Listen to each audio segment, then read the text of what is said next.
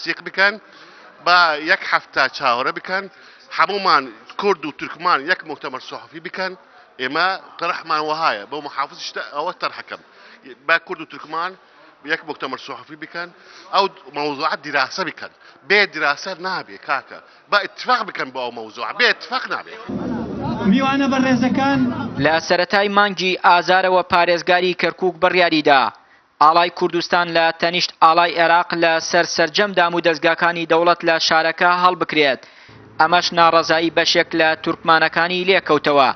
سەرۆکی ئەنجومەنی پارێزگای کەرکووک بە وەکالەت ڕایگەیاند دەیانەوێت کۆدەنگیەک بۆ کۆبوونەوەی ڕۆژی سێشەم دروست بکەن و بڕیارەکەی پارێزگاری کەرکووک تێپەڕێنن.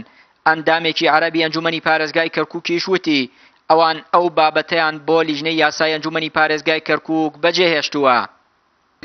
ئێمە ئەمانوێت حالیان زۆرترین ڕاکۆکەین ئەمە حەزەکەین کۆبوونەوە بێت هەموویان وەکو چۆن بۆ مادەی 140 و تاپۆکردنی ئاو خانووی بەسەر ئاوەرەکان کە مستحقی خۆیان بوون ئەمەش بە هەمان شێوە هەموو لیستەکان هەموو نەتەوەکان ڕازی بن لەسەر ئەو ئامادە باشەی کە ئێستاکە بۆی کراوە ئێستا لە گفتوگۆکردنی. ليس لدينا تلك الحساسية ولكن الموضوع فيه جنبة قانونية ويجب أن نلجأ إلى القانون والدستور في حسم هذا الموضوع.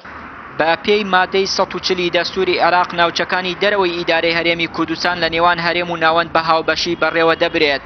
هەر ئەمە شوای کرد پارێزگاری کەرکووک ئەو بڕیارە دەربکات و تۆپەکە بخاتە ساحەی ئەنجومەنەوە تا بە زۆرینەی دەنگ بڕیارەکە تێپەڕێنن و ئاڵای کوردستان هاوشانی ئاڵای عێراق لە کەرکووک هەڵبکەن. چیانووری کەناڵی ئاسمانی پەیام کەرکووک. دوجار ئەنجومەنی ناوەندی یەکێتی